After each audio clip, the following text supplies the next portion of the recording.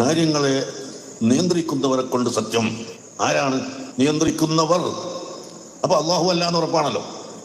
അള്ളാഹു ആണെങ്കിൽ ഒരുത്തനല്ലേ. ഈ ആയത്ത് കൊണ്ടുള്ള വിവക്ഷ അർവാഹുൽ മുഅ്മിനീൻ, മുഅ്മിനീങ്ങളുടെ ആത്മാവുകൾ ആണ്. സുന്നിയയിൽ ഷഹർ മുബാറക്ക് കാണിക്കപ്പെടുന്നു. ഷഹർ മുബാറക്കിന്റെ കൂടെ അത് ഇട്ട വെള്ളം, സംസം വെള്ളത്തിലിട്ട് ആ വെള്ളം വലിയ ചെമ്പിലെ വെള്ളത്തിലൊഴിച്ച് എല്ലാവർക്കും കൊടുക്കുന്ന കൂട്ടത്തിൽ ഷഹർ മുബാറക്കിൻ അതിൽ മുഖ്യത്തിന് പുറമെ ആ വെള്ളത്തിൽ പുതിയ മറ്റൊന്ന് കൂടി ചേർത്തിരിക്കുന്നു. എന്താണത്? മദീന മുനവ്വറയിലെ തുർബത്തുൽ ഹുജ്റത്ത് ശരീഫ. അഷ്റഫുൽ ഖൽഖ് സല്ലല്ലാഹു അലൈഹി വസല്ലമ തങ്ങളുടെ ഖബർ ഷരീഫിന്റെ മുകളിൽ സാധാരണ തുടക്കാറുണ്ട്. ആ കമ്പിവലയുടെ ഉള്ളിലൂടെ കാറ്റ് കടക്കുകയും അതിലൂടെ പൊടി കടക്കുകയും ചെയ്യുമ്പോൾ ചെറിയ നേരിയ പൊടി അവിടെ ഉണ്ടാകും. അതിന്റെ പുറമെ അവിടുത്തെ ആ ഖബർ ഷരീഫിന്റെ മുകളിൽ ചന്ദനത്തിന്റെ പൊടി ഇടാറുണ്ട്. അതെല്ലാം കൂടി എടുത്തിട്ട് മദീന മുനവ്വറയിലെ പ്രധാനപ്പെട്ട ആളുകൾ ആ റൗളത്തുൽ ഷരീഫ് നോക്കുന്ന ആളുകളുടെ കൈവശത്തിലുള്ളതാണ്. അതാണ് തുർബത്തുൽ ഹുജ്റത്ത് ശരീഫ.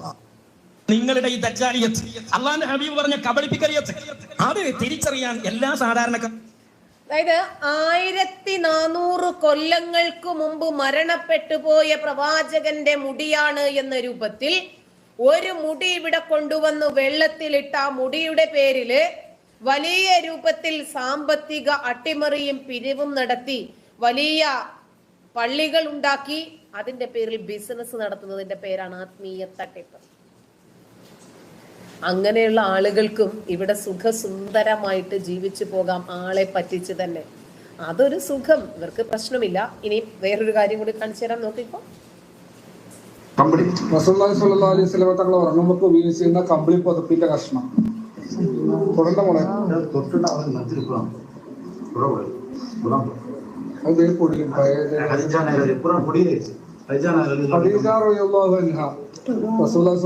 തങ്ങളെ ആദ്യത്തെ ഭാര്യ നമ്മളെല്ലാവരും ഉമ്മയായ ഖദീജ റളിയല്ലാഹു, ഫാത്തിമാവിന്റെ ഉമ്മയായ ഖദീജ റളിയല്ലാഹുവിന്റെ ഡ്രസ്സിന്റെ ഒരു കഷ്ണമാണ്.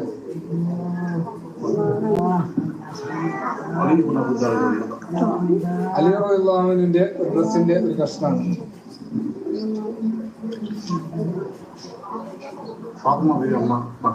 ഫാത്തിമ റളിയല്ലാഹു ധരിച്ച മക്കലിന്റെ ഒരു കഷ്ണമാണ്. ഇത് ആണുങ്ങൾക്ക് കാണിച്ചു കൊടുക്കില്ല, പെണ്ണുങ്ങൾക്ക് കാണിച്ചു കൊടുക്കും. ആണുങ്ങൾക്ക് കാണിച്ചു തരില്ല, പെണ്ണുങ്ങൾക്ക്. സോഷ്യൽ മീഡിയയിലാണ് ഈ വീഡിയോ ഇട്ടിരിക്കുന്നത്.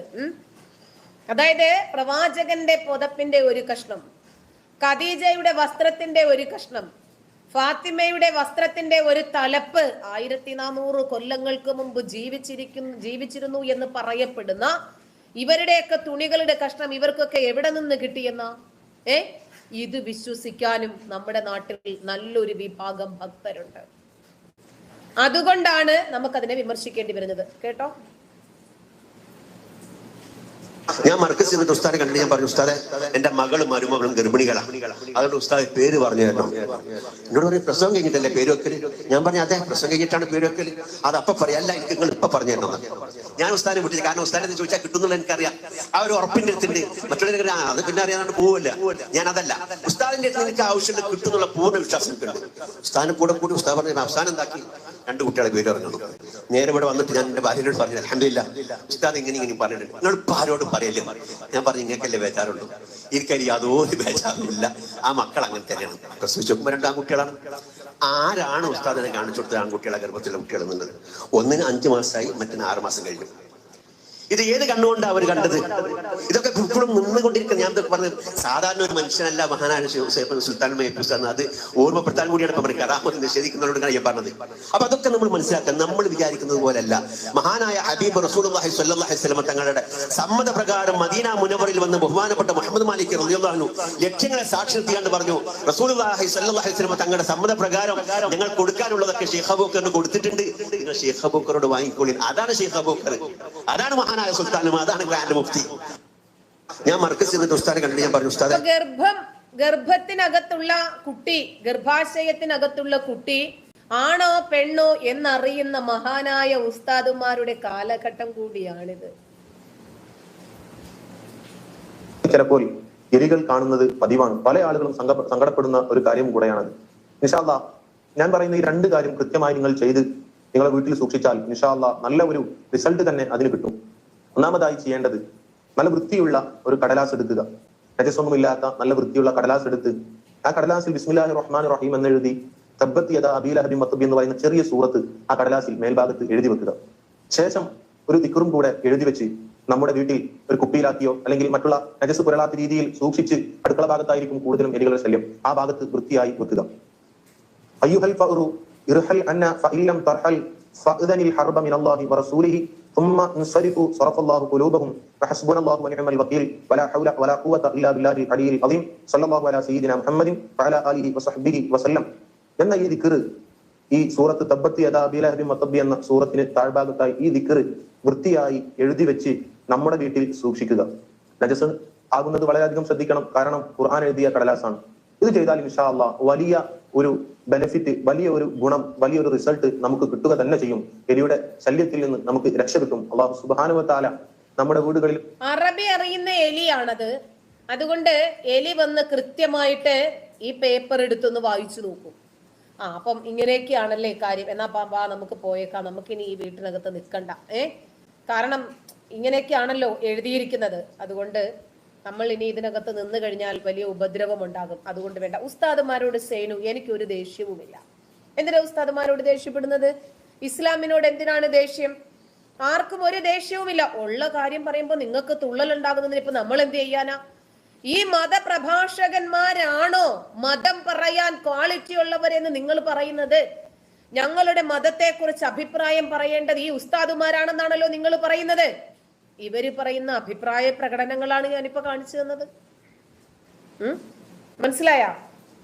അരുൺ ശങ്കർ, നമുക്കങ്ങനെ ഇവരെ പറഞ്ഞു തന്നെ മുന്നോട്ട് പോകണമെന്നും ഇവരെ വിമർശിക്കണമെന്നൊന്നും യാതൊരു താല്പര്യവുമില്ല എന്നെ സംബന്ധിച്ചിടത്തോളം. പക്ഷേ ഇവര് ഇസ്ലാം എന്തോ വലിയ മഹത്തരമാണെന്നും ഇസ്ലാമിനെ കുറിച്ച് പറയേണ്ടത്, ഇസ്ലാമിനെ കുറിച്ച് ഉപദേശിക്കേണ്ടത്, അഭിപ്രായം പറയേണ്ടത്, മതവിധി പറയേണ്ടത് ഉസ്താദുമാരാണ്, മതപണ്ഡിതന്മാരാണ് എന്ന് പറയുമ്പോ നമ്മൾ പറയുന്നതാണ് ഈ ചെറിയ കുഞ്ഞുങ്ങളെ പിടിച്ച് പീഡിപ്പിക്കുന്നത് ആരാണ്? ഉസ്താദുമാര് തന്നെയാണ്.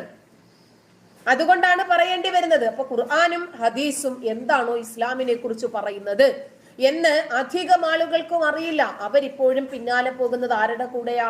മതപുരോഹിതന്മാർ എന്താണ് മതത്തെ കുറിച്ച് പറയുന്നത്.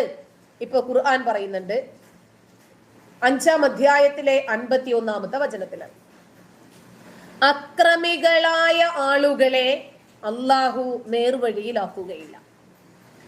ശ്രദ്ധിക്കണം, അക്രമികളായ ആളുകളെ അള്ളാഹു നേർവഴിക്കാക്കുകയില്ല. ആരാണ് ഒരാളെ അക്രമിയാക്കിയത്? അയാൾ ഉമ്മാടെ വയറ്റിൽ നിന്ന് വന്ന ഉടനെ തന്നെ അക്രമിയായതാണോ?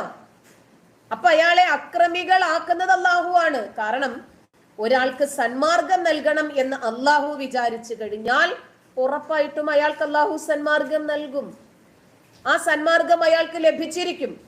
അയാൾക്ക് ദുർമാർഗം നൽകണമെന്നാണ് അള്ളാഹു തീരുമാനിക്കുന്നതെങ്കിൽ ഈ ലോകം മുഴുവനും വിചാരിച്ചാലും ശരി അയാളെ സന്മാർഗത്തിലേക്കാക്കാൻ ഒരാൾക്കും കഴിയില്ല. കാരണം അള്ളാഹുവാണ് തീരുമാനിച്ചിരിക്കുന്നത്.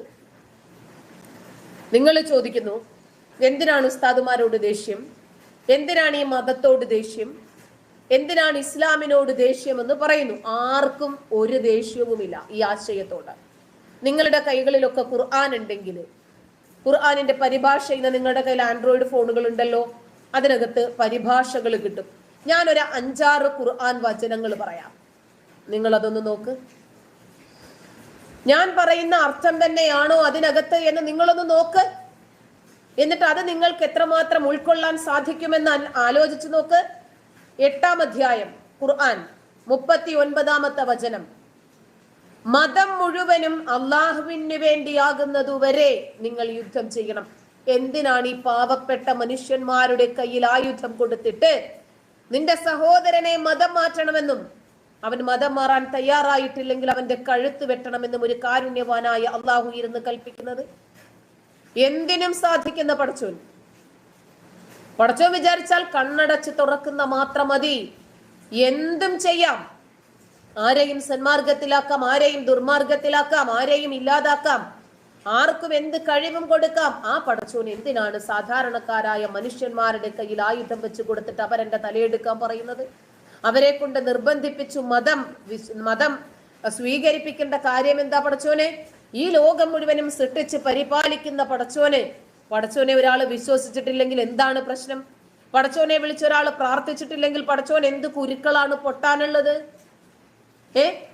എന്നിട്ട് 5-ാം അധ്യായം 51 മുതൽ 52 വരെയുള്ള വചനങ്ങൾ നോക്കുമ്പോൾ നമുക്ക് മനസ്സിലാകും. സത്യവിശ്വാസികളെ, ജൂതന്മാരെയും ക്രിസ്ത്യാനികളെയും നിങ്ങൾ മിത്രങ്ങളായി സ്വീകരിക്കരുത്. അവർ അന്യോന്യം, അതായത് അവർ പരസ്പരം മിത്രങ്ങളാണ് താനും. നിങ്ങളിൽ ഒരാൾ അങ്ങനെ സ്വീകരിക്കുന്നുവെങ്കിൽ അവൻ അവരിൽപ്പെട്ടവൻ തന്നെ. അക്രമികളെ അള്ളാഹു നേർമാർഗത്തിലാക്കുകയില്ല. എന്നാൽ ഹൃദയങ്ങളിൽ രോഗമുള്ളവർ അവരുമായി ഉറ്റബന്ധം സ്ഥാപിക്കുന്നതിന് ധൃതി കൂട്ടുന്നതായി നിങ്ങൾക്ക് കാണാം. വല്ല വിപത്തും വന്നേക്കുമോ എന്നാണ് ഞങ്ങളുടെ ഭയം എന്ന് അവർ അതിനെ ന്യായീകരിക്കും. എന്ത് മനസ്സിലായി? അള്ളാഹുവാണ് ജൂതന്മാരെയും ക്രൈസ്തവരെയും സൃഷ്ടിച്ചത്. അവരുടെ മനസ്സിൽ അവിശ്വാസം ഇട്ടുകൊടുത്തത് പടച്ചോനാണ്. എന്നിട്ട് പടച്ചോൻ വിശ്വാസം ഇട്ടുകൊടുത്ത ഒരു വിഭാഗം മുസ്ലിങ്ങളോട് പറയുവാണ്, അവരെ നിങ്ങൾ ഉറ്റമിത്രങ്ങളായിട്ട് സ്വീകരിക്കണ്ടെന്ന്. ഒരു ഉമ്മ, അവർക്ക് 10 മക്കളുണ്ട്, അവരെ ആരെങ്കിലും ഒരു കുഞ്ഞിനോട് പറയുമോ മറ്റവനുമായിട്ട് നിങ്ങൾ ചങ്ങാത്തത്തിലാവണ്ടെന്ന്? അവനെ നീ വലിയ ഫ്രണ്ട്ഷിപ്പ് ഒന്നും ആക്കി കൊണ്ടുപോകണ്ട, അവനെ നീ സ്നേഹിക്കണ്ട, അവന്റെ തല ഇങ്ങെടുത്തിട്ട് പാടാന്ന് പറയുമോ? അങ്ങനെ ഒരു രക്ഷിതാവ് പറയാൻ പാടുണ്ടോ? ഇനി അങ്ങനെ ആരെങ്കിലും അമുസ്ലിങ്ങളായ ആളുകളുമായി, അതായത് ജൂതന്മാരോ ക്രൈസ്തവരോ നസ്രാണികളോ ആയ ആരെങ്കിലുമായും നിങ്ങൾ ഒരു ചങ്ങാത്തം സ്വീകരിക്കുവാണെങ്കിൽ, വിശ്വാസികളായ ആളുകൾ അവരോട് സൗഹൃദത്തിന് പോയാൽ അവരെയും കാഫിറുകളായിട്ടാണ് അള്ളാഹു കണക്ക് കൂട്ടുന്നത്. അള്ളാഹു പിന്നീട് ഒരിക്കലും ഈ വിശ്വാസികളെ നേർമാർഗത്തിലാക്കത്തില്ല, അവരെ അതേ മാർഗത്തിൽ തന്നെ, അതായത് കാഫിറുകളുടെ മാർഗത്തിൽ തന്നെ ആക്കുമെന്ന്. അതായത് ക്രിസ്ത്യാനികൾക്കും ജൂതന്മാർക്കും നസ്രാണികൾക്കും ഒക്കെ ഹൃദയത്തിൽ രോഗമുണ്ട്. ആ രോഗമുള്ള ആളുകളുമായി ബന്ധം സ്ഥാപിക്കാൻ വേണ്ടിയിട്ട് വിശ്വാസികളാകുന്ന മുസ്ലിങ്ങൾ ശ്രമിച്ചാൽ അവരെയും അള്ളാഹു അവരുടെ ഗണത്തിൽ ഉൾപ്പെടുത്തുമെന്ന് ഖുർആൻ പറയുക. എല്ലാത്തിനും കഴിയുന്ന പടച്ചോന്റെ വാക്കാണിത്. ഇനിയും 9-ാം അധ്യായമായ സൂറത്ത് തൗബയിലെ 1-ാമത്തെ വചനം നോക്ക്. ബഹുദൈവ വിശ്വാസികളിൽ നിന്ന് അവരുമായി നിങ്ങൾ എന്തെങ്കിലും കരാറിൽ ഏർപ്പെട്ടിട്ടുണ്ടോ? അവരോട് അള്ളാഹുവിന്റെയും അവന്റെ ദൂതന്റെയും ഭാഗത്തുള്ള ബാധ്യത ഒഴിഞ്ഞതായി ഇതാ പ്രഖ്യാപിക്കുന്നു. 9-ാം അധ്യായമായ സൂറത്ത് തൗബയിലെ 1-ാമത്തെ വചനമാണ്. അതായത് കാഫിറുകളാകുന്ന അത്തരക്കാരുമായി നിങ്ങൾ ഒരു കരാറിലും ഏർപ്പെടരുത്. അവരുമായി ഏതെങ്കിലും കരാറിൽ നിങ്ങൾ ഏർപ്പെട്ടിട്ടുണ്ടെങ്കിൽ അള്ളാഹുവിന്റെയും അവന്റെ ദൂതന്റെയും ഭാഗത്തു നിന്നുള്ള ബാധ്യത ഒഴിഞ്ഞതായി ഇതാ പ്രഖ്യാപിക്കുന്നു. ഇസ്രായേലുമായി എത്ര ഇസ്ലാമിക രാജ്യങ്ങൾ ഇന്ന് കരാറിൽ ഏർപ്പെട്ടിട്ടുണ്ട്? ഇന്ത്യയുമായി എത്ര ഇസ്ലാമിക രാജ്യങ്ങൾ ഇന്ന് കരാറിൽ ഏർപ്പെട്ടിട്ടുണ്ട്? എത്ര സത്യനിഷേധികളുമായി കരാറുണ്ട്? ഇന്ന് 6-ാം നൂറ്റാണ്ടിന്റെ പുസ്തകവും പൊക്കിപ്പിടിച്ച് അമുസ്ലിങ്ങളുമായിട്ടൊരു കരാർ നമുക്ക് വേണ്ട എന്ന് പറഞ്ഞ് ഇസ്ലാമിക രാജ്യങ്ങളെ ഉപദേശിക്കാൻ ആരെങ്കിലും ചെല്ലുവോ? ഇനിയുമുണ്ട്. 9-ാം അധ്യായമായ സൂറത്ത് തൗബയിലെ 5-ാമത്തെ വചനം ഖഡ്ഗ സൂക്തം, വാളിന്റെ സൂക്തം എന്നറിയപ്പെടുന്ന വചനമാണത്. ആ വിലക്കപ്പെട്ട മാസങ്ങൾ കഴിഞ്ഞാൽ ബഹുദൈവ വിശ്വാസികളെ നിങ്ങൾ കണ്ടിടത്തു വെച്ച് കൊന്നുകളയുക. ഇത് എന്ത് ഗ്രന്ഥമാണ്? ലോകാവസാനം വരെയുള്ള ജനങ്ങൾക്ക് നീതിയുക്തം നിൽക്കുന്ന ഗ്രന്ഥമാണോ ഇത്? മാനവ മോചനത്തിന് സൃഷ്ടാവ് നൽകുന്ന സന്ദേശമാണോ ഇത്? ഇതാണോ മാനവ ഐക്യം ഊട്ടി ഉറപ്പിക്കുന്ന ഗ്രന്ഥം? മനുഷ്യൻ പരസ്പരം സൗഹാർദ്ദവും സ്നേഹവും സഹിഷ്ണുതയും സഹകരണവും ഒക്കെ ഊട്ടി ഉറപ്പിക്കപ്പെടുന്ന ഗ്രന്ഥം ഇതാണോ? അവൻ ബഹുദൈവ വിശ്വാസികളാകുന്ന മാതാപിതാക്കളുടെ മക്കളായി പോയി എന്ന കാരണത്താൽ അവൻ ഇവന്റെ കൈകൊണ്ട് പെരടിക്ക് വെട്ടിക്കൊല്ലപ്പെടേണ്ടവനാണ് എന്ന് ഖുർആൻ പറയണം. നിങ്ങൾ എങ്ങനെ അംഗീകരിക്കും? 16-ാം അധ്യായത്തിലെ 106, 107 വചനങ്ങളൊന്ന് നോക്ക്. വിശ്വസിച്ചതിന് ശേഷം അള്ളാഹുവിൽ ആരെങ്കിലും അവിശ്വസിച്ചിട്ടുണ്ടെങ്കിൽ അവരുടെ മേൽ അള്ളാഹുവിന്റെ കോപം ഉണ്ടായിരിക്കും. ചേട്ടാ, ഇത് അള്ളാഹു വിചാരിക്കാതെ വിശ്വാസത്തിൽ വരാനും പറ്റില്ല, അള്ളാഹു വിചാരിക്കാതെ വിശ്വാസത്തിൽ നിന്ന് പുറത്തു പോകാനും പറ്റില്ലല്ലോ. പിന്നെ മനുഷ്യൻ എവിടെയാണ് ഫ്രീ വിൽ ഉള്ളത്? അള്ളാഹുവിൽ വിശ്വസിച്ചിട്ട് തിരിച്ചു പോയാൽ അള്ളാഹുവിന്റെ കോപം ഉണ്ടായിരിക്കുമെന്ന്. ഇത് എന്ത് സൈക്കോ പഠിച്ചവനാണ്? അള്ളാഹു കോപിക്കുകയും ചെയ്യും, ഭയങ്കരമായ ശിക്ഷയും ഉണ്ടാകും. കറുത്ത കരിമ്പാറക്കെട്ടിന്റെ അടിയിലൂടെ അരിച്ചു നീങ്ങുന്ന കറുത്ത ഉറുമ്പിന്റെ കറുത്ത കാലടിപ്പാടുകളെ പോലും വ്യക്തമായി അറിയുന്ന പടച്ച റബ്ബിന് ഒരു മനുഷ്യൻ സത്യവിശ്വാസത്തിലേക്ക് പോയാൽ പടച്ചവൻ അറിയില്ലേ? ആ സത്യവിശ്വാസത്തിൽ നിന്നും തിരിച്ച് സത്യനിഷേധത്തിലേക്ക് പോയാലും പടച്ചവൻ അറിയില്ല. പടച്ചവൻ അറിയാതെയാണോ ഇതൊക്കെ പോകുന്നത്? എന്നിട്ട് അങ്ങനെയുള്ളവരോട് അള്ളാഹു കോപിക്കും, അവർക്ക് ശിക്ഷയും ഉണ്ടായിരിക്കും. ഇത് എന്ത് രൂപത്തിലുള്ള പേടിപ്പിക്കലാണിത്? ഇത് എന്തുകൊണ്ടാണെന്നറിയാമോ? ഈ ലോകത്തെ പറ്റി പരലോക ജീവിതത്തെക്കാൾ അവർ ഇഷ്ടപ്പെടുന്നത് കൊണ്ടാണ്. അതും പടച്ചവും കാരണമല്ലേ? ഒരു മനുഷ്യന്റെ ഹൃദയം ഊട്ടി ഉറപ്പിക്കപ്പെടേണ്ടത് ഇസ്ലാമിലെ നല്ല വിശ്വാസത്തിലാണോ അതോ ഇസ്ലാമിന് പുറത്തുള്ള കപട വിശ്വാസത്തിലാണോ? അത് അള്ളാഹുവിന്റെ തീരുമാനം അനുസരിച്ചിട്ടല്ലേ? തീർന്നില്ല. 9-ാം അധ്യായമായ സൂറത്ത് തൗബയിലെ 38-ാമത്തെ വചനം നോക്കുമ്പോൾ, അള്ളാഹുവിന്റെ മാർഗത്തിൽ നിങ്ങൾ യുദ്ധത്തിനിറങ്ങി പുറപ്പെട്ടോ? പരലോകത്തിന് പകരം ഈ ലോക ജീവിതം കൊണ്ട് നിങ്ങൾ തൃപ്തിപ്പെടുകയാണോ? എന്നാൽ പരലോകത്തിന്റെ മുമ്പിൽ ഇഹലോകത്തിന്റെ സുഖാനുഭവം തുച്ഛം മാത്രമാണ് കേട്ടോ. മര്യാദയ്ക്ക് മനുഷ്യന്മാർ ഒതുങ്ങി ജീവിക്കാമെന്ന് വിചാരിച്ചാൽ അള്ളാഹു സമ്മതിക്കില്ല. മര്യാദയ്ക്ക് യുദ്ധത്തിനിറങ്ങി പുറപ്പെട്ടോ? ഇനി നിങ്ങൾ യുദ്ധം ചെയ്യാൻ തൽപരരല്ലെങ്കിൽ നിങ്ങളെ ഇല്ലാതാക്കി പകരം പുതിയ യുദ്ധത്തിന് സന്നദ്ധരായിട്ടുള്ള ഒരു സമൂഹത്തെ ഞാൻ കൊണ്ടുവരുമെന്ന് ഖുർആൻ പറയുക. എന്നിട്ട് അള്ളാഹു വീണ്ടും കൊണ്ട് പേടിപ്പിക്കല്. 9-ാം അധ്യായം തന്നെ സൂറത്ത് തൗബ 111. തീർച്ചയായും സത്യവിശ്വാസികളുടെ പക്കൽ നിന്ന് അവർക്ക് സ്വർഗമുണ്ടായിരിക്കുക എന്നതിന് പകരമായി അവരുടെ ശരീരവും സമ്പത്തും അള്ളാഹു വാങ്ങിയിരിക്കുന്നു. അവർ അള്ളാഹുവിന്റെ മാർഗത്തിൽ യുദ്ധം ചെയ്യുന്നു, അങ്ങനെ അവർ കൊല്ലുകയും കൊല്ലപ്പെടുകയും ചെയ്യുന്നു. അങ്ങനെ അവർ സ്വർഗാവകാശികളായി മാറുന്നു. മനുഷ്യനെ സൃഷ്ടിക്കുക, എന്നിട്ട് അവരോട് പറയുക,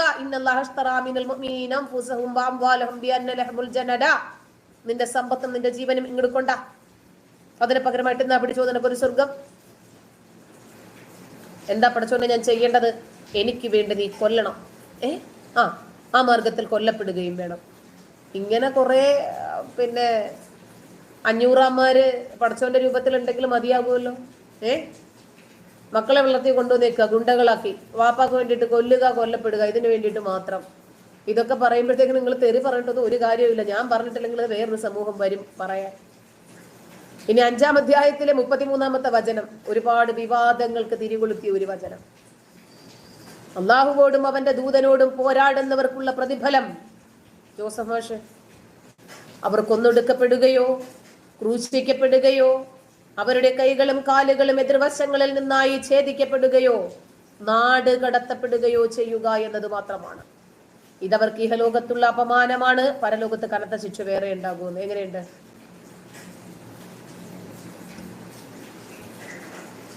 അള്ളാഹുവിനെയോ അവന്റെ റസൂലിനെയോ ഒരാളും നിഷേധിക്കരുത്. അള്ളാഹുവിനെയോ അവന്റെ ദൂതനെയോ ചോദ്യം ചെയ്താൽ അവനെ കൊന്നേക്കണം, അവനെ അങ്ങ് പീഡിപ്പിക്കണം, അവന്റെ കയ്യും കാലും ഒക്കെ എതിർദിശകളിൽ നിന്ന് ഛേദിച്ചേക്ക്, വെട്ടിക്കളയണം, നാട് കടത്തണം. ഈ ലോകത്തുള്ള ശിക്ഷയാണിത്. പരലോകത്ത് വേറെ വരുന്നുണ്ട്. നമ്മൾ കുട്ടികളെയൊക്കെ അടിച്ചിട്ട് പറയും, ശരിയാക്കി തരാം വാപ്പ ഓർത്തേക്കാം, വാപ്പ വരുന്നത് വരെ കുഞ്ഞിനെ ഇങ്ങനെ പീഡിപ്പിച്ചുകൊണ്ടേയിരിക്കും, ശരിയാക്കി തരാം, നിനക്ക് ശരിയാക്കി തരാം. മാനസികമായിട്ട് ഇങ്ങനെ പീഡിപ്പിച്ചുകൊണ്ടിരിക്കും. അതുപോലത്തെ ഒരു പീഡനമാണ് പഠിച്ചോലും ചെയ്യുന്നത്. ഇനിയുണ്ട് ഖുർആൻ 8-ാം അധ്യായം 12-ാമത്തെ വചനം. സത്യനിഷേധികളുടെ മനസ്സിൽ ഞാൻ ഭയം ഇട്ടുകൊടുക്കും, അവരുടെ കഴുത്തുകൾക്കു മീതെ നിങ്ങൾ വെട്ടിക്കോ, അവരുടെ വിരലുകളെല്ലാം നിങ്ങൾ മുറിച്ചെടുത്തോ. എങ്ങനെയുണ്ട്? എന്റെ പടച്ചോനെ, ഈ പടച്ചോനെ നിങ്ങൾ ജയലളിതയെന്നും കരുണാനിധി എന്നും പറഞ്ഞിട്ടില്ലെങ്കിൽ നിങ്ങളുടെ ബുദ്ധിക്ക് എന്തോ തകരാറുണ്ട് മക്കളെ. ഈ സത്യനിഷേധികളുടെ മനസ്സിൽ അള്ളാഹു വിചാരിച്ചാല് ഈ ഭയം ഇട്ടുകൊടുക്കുന്നതിനേക്കാൾ എത്രയോ നല്ലതായിരുന്നു ഈമാൻ ഇട്ടുകൊടുത്തിരുന്നെങ്കിൽ. സത്യവിശ്വാസം ഇട്ടുകൊടുത്താ പോരായിരുന്നോ പടച്ചോനെ? പോരാ. സത്യവിശ്വാസം ഇട്ടുകൊടുക്കാതെ അവരുടെ മനസ്സിൽ ഭയം ഇട്ടുകൊടുക്കും, നിങ്ങളുടെ മനസ്സിൽ ഈമാനിന്റെ പവറും ഇട്ട് തരാം. അതുകൊണ്ടൊരു കാര്യം ചെയ്യും, കഴുത്തിന് മീതെ വെട്ടിക്കോ. പഠിച്ചോൻ പറയാ. എന്നിട്ട് അവരുടെ വിരലുകളെല്ലാം നിങ്ങൾ മുറിച്ചെടുക്കാൻ. ഈ പഠിച്ചോനെ സാഡിസ്റ്റ് ആണെന്ന് പറഞ്ഞാൽ നമ്മളെ തെറികൾ കൊണ്ട് അഭിഷേകം ചെയ്യും. ഇനിയുണ്ട് 9-ാം അധ്യായം 123-ാമത്തെ വചനം. സത്യവിശ്വാസികളെ, നിങ്ങളുടെ അയൽക്കാരായ സത്യനിഷേധികളോട് നിങ്ങൾ യുദ്ധം ചെയ്തോ. അവർ നിങ്ങളിൽ രൂക്ഷത കണ്ടെത്തണം. നമ്മളോട് അവരെന്തെങ്കിലും രൂപത്തില് ശത്രുത പ്രവർത്തിച്ചത് കൊണ്ടല്ല, നമ്മളോട് യുദ്ധം ചെയ്തത് കൊണ്ടല്ല, നമ്മുടെ വഴി തടഞ്ഞത് കൊണ്ടല്ല, നമ്മുടെ നമസ്കാരമോ അതല്ലെങ്കിൽ ജക്കാത്തോ ഹജ്ജോ ഇസ്ലാമിക രൂപത്തിലുള്ള ജീവിതത്തിനോ വിഘാതം സൃഷ്ടിച്ചത് കൊണ്ടല്ല, ആ നാട്ടിൽ മുസ്ലിമായി ജീവിക്കാൻ സാധിക്കാത്തത് കൊണ്ടല്ല, നിലനിൽപ്പിന് വേണ്ടിയുള്ള സമരപാതയിലല്ല യുദ്ധം ചെയ്യേണ്ടത്. നിങ്ങളുടെ അടുത്ത് താമസിക്കുന്ന അയൽക്കാർ സത്യനിഷേധികളാണ് എന്ന ഒറ്റ കാരണത്താൽ, മുസ്ലിം അല്ല എന്ന ഒറ്റ കാരണത്താൽ നിങ്ങൾ അവരോട് യുദ്ധം ചെയ്യണം. പോരാ, അവർ നിങ്ങളിൽ രൂക്ഷത കാണണം, ഭയാനകത കാണണം, ഭീഭത്സമൊന്നായിക്കോ കുറച്ച്. എന്നാൽ ഇസ്ലാം മറ്റുള്ളതിൽ നിന്നും വ്യത്യസ്തമാകത്തുള്ളെന്ന് മനസ്സിലായ. ഇനിയും 66-ാം അധ്യായം അതിലെ 9-ൽ 73. ഇതൊക്കെ ഏതാണ്ട് ഒരേ അർത്ഥം വരുന്നതാ. ഒരുപാട് ആവർത്തനങ്ങൾ ഞാൻ മുമ്പ് പറഞ്ഞിട്ടുണ്ടല്ലോ. അതിനത് പറയാണ്, ഓ നബി, സത്യനിഷേധികളോടും കപട വിശ്വാസികളോടും നീ യുദ്ധം ചെയ്യുക, അവരോട് പരുഷമായി പെരുമാറുകയും ചെയ്യുക. എങ്ങനെയുണ്ട്? എന്തുകൊണ്ടാണ്? അവര് കാഫിറായി പോയി എന്നുള്ള കാരണത്താൽ, അവർ അവിശ്വാസികളായി പോയി എന്നുള്ള കാരണത്താൽ അവരോട് അങ്ങനെ പെരുമാറാൻ. 47-ാം അധ്യായത്തിലെ 35-ാമത്തെ വചനം, നിങ്ങൾ ദൗർലഭ്യം കാണിക്കരുത്, നിങ്ങൾ തന്നെയാണ് ഉന്നതന്മാരെന്നിരിക്കെ ശത്രുക്കളെ നിങ്ങൾ സന്ധിക്ക് ക്ഷണിക്കരുത്. അതായത് ഒരു കാരണവശാലും ആ ബഹുദൈവ വിശ്വാസികളുമായി നിങ്ങൾ ചങ്ങാത്തത്തിൽ പോകരുത്. നിങ്ങൾ അവരുമായിട്ട് സന്ധി സംഭാഷണത്തിൽ പോകണ്ട. പെട്ടെന്ന് വെട്ടിക്കോ. കാരണം എനിക്ക് കുറച്ച് ചോരക്കൊതിയുണ്ട്, അതുകൊണ്ട് എനിക്കത് കാണാൻ ഇങ്ങനെ കൊതിയാണ്, മനസ്സിലായ? അതുകൊണ്ട് പഠിച്ചവൻ ഇങ്ങനെ കാത്തിരിക്കുകയാണ്, കുറച്ച് ആരാണിപ്പോൾ രക്തം ചിന്തുന്നത് അതൊന്ന് കാണട്ടെ എന്ന് വിചാരിച്ചിട്ട്. പഠിച്ചോ, നിങ്ങൾക്ക് ഈ ഐസക് ന്യൂട്ടന്റെ കഥ അറിയാമോ? പിന്നെ ഖുർആൻ പറയുന്നുണ്ട്, അള്ളാഹുവിന്റെ കൽപ്പനയ്ക്ക് വിധേയമായി കൊണ്ട് പറക്കുന്ന പക്ഷികളുടെ നേർക്ക് അവർ നോക്കിയിട്ടില്ലേ? അള്ളാഹു അല്ലാതെ ആരും അവയെ താങ്ങി നിർത്തുന്നില്ല. വിശ്വസിക്കുന്ന ജനതയ്ക്ക് തീർച്ചയായും അതിൽ ദൃഷ്ടാന്തങ്ങളുണ്ട്. 16-ാം അധ്യായം 79-ാമത്തെ വചനം. പറക്കുന്ന പക്ഷിയെ എന്തോ താങ്ങി നിർത്തുന്നുണ്ടെന്ന്. എന്നിട്ടും ഒരു ഗ്രാവിറ്റി കണ്ടുപിടിക്കാൻ ഐസക് ന്യൂട്ടൻ വേണ്ടി വന്നു. പക്ഷികളെ താങ്ങി നിൽക്കുന്ന നേരം കൊണ്ട് പഠിച്ചോന് ഗ്രാവിറ്റിയെ കുറിച്ചിട്ട് ഖുർആനിൽ ഒരു വചനം ഇറക്കാമായിരുന്നല്ലോ. അങ്ങനെയാണെങ്കിൽ ഐസക് ന്യൂട്ടൻ അടക്കം എത്രയോ സയന്റിസ്റ്റുകൾ ഇസ്ലാമിലേക്ക് വരത്തില്ലായിരുന്നു. എത്ര പേര് വരുമായിരുന്നു? ഇനി ഈ ഐസക് ന്യൂട്ടൻ എന്നത് ഒരു മുസ്ലിം ആയിരുന്നെങ്കിലോ അയാള്? ഐസക് ന്യൂട്ടൻ ഒരു മുസ്ലിം ആയിരുന്നു എന്ന് വിചാരിക്കുക. ഐസക് ന്യൂട്ടന്റെ തലയില് ആപ്പിള് വീണു. ഇയാള് പോയൊരു മരത്തിന്റെ സൈഡിൽ, മരത്തിന്റെ തണലിൽ ഇങ്ങനെ ഇരിക്കുവാണല്ലോ. ലണ്ടനിലെ ഒരു ഒരു സായാഹ്നം, നമുക്ക് തൽക്കാലം ഇസ്ഹാഖ് സാഹിബ്, ഐസക് ന്യൂട്ടൻ ആണല്ലോ, അപ്പൊ ഹാജി ഇസ്ഹാഖ് സാഹിബ്, ഇദ്ദേഹം മഗ്രിബ് നമസ്കരിക്കാൻ പോകാൻ വേണ്ടി ഇരിക്കുവാണ്. സന്ധ്യയായപ്പം ഒന്ന് ഇരുന്നതാണ്, ഒന്ന് നല്ല തണലുണ്ട്, ഒരു സുഖം, അങ്ങനെ കയറി ഇരുന്നു. ആ സമയത്താണ് ബാങ്ക് വിളിക്കുന്നു. ഇദ്ദേഹം വേഗം പോയി നമസ്കരിച്ചു. വീണ്ടും വന്ന് കുറച്ച് സുബ്ഹാനല്ലാഹ് സുബ്ഹാനല്ലാഹുവിനെ സ്തുതിച്ചുകൊണ്ട് വന്ന് ആ മരത്തിന്റെ ചോട്ടിലൊന്നിരിക്കണമെന്ന് തോന്നി ഒന്നിരുന്നു. അള്ളാഹുവിനോട് പല കാര്യങ്ങളും ഇങ്ങനെ പറഞ്ഞത് ഓർത്തിരിക്കുവാണ്. ഖുർആൻ ഓതി, അറിയുന്ന ഖുർആൻ വചനങ്ങളൊക്കെ ഇങ്ങനെ ഓതി. പെട്ടെന്ന് അദ്ദേഹത്തിന് ഒരു ഉൾവിളി ഉണ്ടായി. നബിക്ക് ഒരു സ്ത്രീ വിഷം കൊടുത്തത് അറിയാമല്ലോ. അപ്പൊ അള്ളാഹു ബോധനം നൽകി, തുപ്പ് മുഹമ്മദെ തുപ്പിക്കോ, അതിനകത്ത് വിഷമുണ്ട്, ആടിന്റെ കുളമ്പിൽ വിഷമാണ്, തുപ്പിക്കോ എന്ന് പറഞ്ഞില്ലേ. അതുപോലെ പെട്ടെന്ന് ഇദ്ദേഹത്തിന് കുറച്ച് സമയം ഇരുട്ടിയല്ലോ. അപ്പോ അദ്ദേഹം ഇങ്ങനെ നോക്കിയിരിക്കുകയാണ്. ആ സമയത്താണ് ഒരു ആപ്പിൾ വന്നിങ്ങനെ തലയിൽ വീഴുന്നു. വിശക്കുന്നുണ്ട് കക്ഷിക്ക്. ചിലപ്പോൾ വീട്ടിൽ വഴക്കോ വെള്ളം ഉണ്ടാക്കിയിട്ട് വന്ന് ഇരിക്കുന്നതായിരിക്കും. അങ്ങനെ തലയിൽ വന്നൊരു ആപ്പിൾ വീഴുന്നു. ഈ ആപ്പിൾ എടുത്തൊന്ന് നോക്കി, പടച്ചോനെ ഞാൻ വിശന്നിരിക്കുന്നു എന്ന് മനസ്സിലാക്കി. എന്റെ വിശപ്പും ദാഹവും എന്റെ ആരാധനയും അല്ലാഹു സ്വീകരിച്ചു. അതുകൊണ്ടാണ് എന്റെ വിശപ്പും ദാഹവും മാറ്റാൻ വേണ്ടിയിട്ട് അല്ലാഹു പാകമായ ഒരു ആപ്പിൾ എനിക്ക് വീഴ്ത്തി തന്നത്. അത് തറയിൽ വീണാലെങ്ങാനും മണ്ണ് പുരണ്ടു പോകുമോ എന്ന് ഭയന്ന് പടച്ചോൻ എന്റെ തലയിൽ തന്നെ അത് വീഴ്ത്തിയതാണ് എന്ന് വിചാരിച്ച് അദ്ദേഹം അതെടുത്ത് ബിസ്മില്ലാഹിർ റഹ്മാനിർ റഹീം. എന്തുകൊണ്ടാണ് തലയിൽ വീണത് എന്ന് ഇനി അലട്ടേണ്ട കാര്യമില്ലല്ലോ, തറയിൽ വീണ മണ്ണാവും. അങ്ങനെ അദ്ദേഹം അതും എടുത്ത് തിന്ന് നേരെ പള്ളിയിൽ പോയിട്ട് 2 റക്അത്തും കൂടെ നിസ്കരിച്ചിട്ട്, പടച്ചോനെ നീ എത്ര വലിയവനാണ് അല്ലാഹ്, നീ എത്ര വലിയവനാണ് പടച്ചവനെ, എനിക്കൊരു ആപ്പിള് വീഴ്ത്തി തന്നല്ലോ ഞാൻ വിശന്നിരുന്ന സമയത്ത്. എന്റെ നമസ്കാരം നീ സ്വീകരിച്ചല്ലോ നാഥ. ഈ എളിയവനായ ഞാൻ നിന്നോട് കരഞ്ഞ് പ്രാർത്ഥിച്ചപ്പോൾ എന്റെ പ്രാർത്ഥന നീ സ്വീകരിച്ചു റബ്ബേ. എന്റെ വിശപ്പും ദാഹവും എല്ലാം എങ്ങോ പോയി മറഞ്ഞു പടച്ചവനെ. ഞാൻ ഇനിയും അങ്ങേയറ്റം നിന്നോട് നന്ദിയുള്ളവനായി തീരും റബ്ബേ. ഞാൻ കൃത്യമായി നമസ്കരിക്കുകയും നോമ്പ് പിടിക്കുകയും ഒക്കെ ചെയ്ത് വളരെ സന്തുഷ്ടനായി ഞാൻ നിന്നെ ആരാധിച്ചുകൊണ്ട് ജീവിച്ചോളാം പടച്ചോനെ എന്ന് പറഞ്ഞ് നമ്മുടെ ഇസ്ഹാഖ് ഹാജി എഴുന്നേറ്റ് വീട്ടിലേക്ക് പോയിട്ട് വീട്ടുകാരോടും ഇത് പറഞ്ഞു. അങ്ങനെ അവസാനിക്കുമായിരുന്നു. മനസ്സിലായ? ഇതങ്ങനെ അവസാനിക്കാതിരുന്നത് ഐസക് ന്യൂട്ടൻ ആയതുകൊണ്ടാണ്. അയാള് കുറച്ച് തലച്ചോറ് കൊടുത്ത് ചിന്തിച്ചത് കൊണ്ടാണ്. പടച്ചോന് ആകാശത്തെങ്ങാണ്ട് എവിടെയോ കയറി ഇരിക്കുവാണ് എന്ന് നോക്കിയിട്ടല്ല. ഇങ്ങനെ ചിന്തിക്കുന്ന നല്ല ഒരു ജനവിഭാഗം ഉള്ളത് കൊണ്ടാണ് ഈ മതം ഇന്ന് വിമർശിക്കപ്പെടുന്നത്.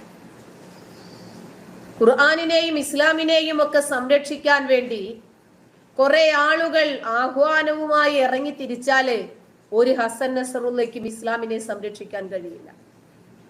ഷിയ മുസ്ലിങ്ങള് വിശുദ്ധ ദിനമായി ആചരിക്കുന്ന ഒരു ദിവസമാണ് അഷൂറ. ആ ചടങ്ങിൽ അദ്ദേഹം പറയാണ്, ഒരു മുസ്ലിം പുരോഹിതൻ പറയാണ്, ബെയ്റൂട്ടിലെ നടന്ന ഒരു ടെലിവിഷൻ പ്രസംഗത്തിലാണ്, ഇസ്ലാമിക സമൂഹം വിശുദ്ധ ഖുർആൻ കത്തിക്കുന്ന പ്രവൃത്തിയോട് സഹിഷ്ണുത കാണിക്കരുത്. എന്തുകൊണ്ടാണ് ഖുർആൻ കത്തിക്കുന്നത്? ഒരു കയ്യില് ഖുർആനും ഒരു കയ്യില് വാളും പിടിച്ചിട്ട് മനുഷ്യനെ കൊല്ലാൻ വേണ്ടിയിട്ട് ഇറങ്ങിത്തിരിക്കുന്നത് കൊണ്ടാണ്. കഴിഞ്ഞ മാസം യൂറോപ്പില് ഖുർആനിനെ അവഹേളിക്കുന്ന പ്രവൃത്തികൾ നടന്നെന്നോ ഖുർആൻ കത്തിച്ചെന്നോ അതിന്റെ പേരിൽ എന്തൊക്കെയോ പ്രശ്നങ്ങൾ ഉണ്ടായെന്നോ ഒക്കെയാണ് നസറുള്ള വിശദീകരിക്കുന്നത്. സ്വീഡൻ, ഡെൻമാർക്ക്, നോർവേ ഇവരൊക്കെ അറിഞ്ഞിരിക്കണം, ഞങ്ങളുടെ രാഷ്ട്രം ഖുർആനിനെ അവഹേളിക്കുന്നത് ഒരു രൂപത്തിലും സഹിഷ്ണുതയോടുകൂടി സഹിക്കില്ല. ആ രാജ്യത്ത് കയറിപ്പോയിട്ട് നിങ്ങൾ 6-ാം നൂറ്റാണ്ടിന്റെ ഗോത്ര നിയമം പ്രാവർത്തികമാക്കാൻ നോക്കിയാൽ അവരത് വലിച്ചു കീറി വെയിലത്ത് വെക്കും. കേട്ടോ, ഖുർആനിനെ ഇവിടെ ആരും അവഹേളിച്ചിട്ടില്ല. ഖുർആനെ നിങ്ങളാണ് അവഹേളിക്കുന്നത്. അതും മുറുകെ പിടിച്ച് അല്ലാഹു അക്ബർ എന്ന് പറഞ്ഞ് കുഞ്ഞുമക്കളുടെ കഴുത്ത് വെട്ടുക, സ്ത്രീകളെ ബലാത്കാരം ചെയ്യുമ്പോഴും അല്ലാഹു അക്ബർ തന്നെയാണ് പറയുന്നത്. അപ്പൊ അള്ളാഹു പറഞ്ഞത് ഈ ഗ്രന്ഥത്തെ ഞാൻ ഇറക്കി, ഞാനതിനെ സംരക്ഷിക്കുമെന്നല്ലേ പടച്ചോ റബ്ബ് പറഞ്ഞത്. പിന്നെ ആ പടച്ച റബ്ബ് സംരക്ഷിക്കേണ്ടതിന് പകരം ഞാനും നിങ്ങളും, അതല്ലെങ്കിൽ നിങ്ങൾ എന്തിനാണ് ഈ ഇറങ്ങിത്തിരിക്കുന്നത്?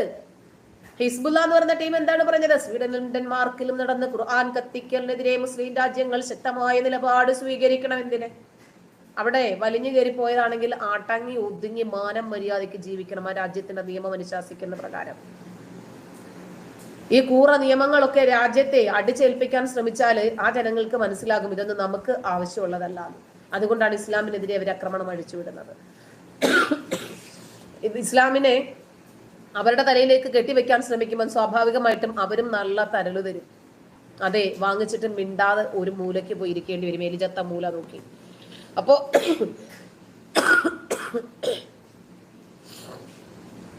വേറൊന്നുമല്ല, ഇസ്ലാം എന്താണ് എന്ന് നമുക്ക് പറഞ്ഞു തരേണ്ടത് മൊല്ലമാരാണെന്നാണ് ഇവര് പറയുന്നത്. ഈ മൊല്ലമാര്, മുജാഹിദ് പണ്ഡിതന്മാര് പറയുന്നത് ജമാഅത്തുകാർ അംഗീകരിക്കുന്നില്ല, ജമാഅത്തുകാര് പറയുന്നത് സുന്നികളും അംഗീകരിക്കുന്നില്ല. ഇങ്ങനെ പല പല അഭിപ്രായങ്ങൾ വരുമ്പോൾ നമ്മൾ ഏത് സ്വീകരിക്കണമെന്ന് സാധാരണക്കാരൻ ഒരു ഞെട്ടലുണ്ടാവൂലേ? ഇതേ ഇവിടെ പറഞ്ഞിട്ടുള്ളൂ. നന്ദി.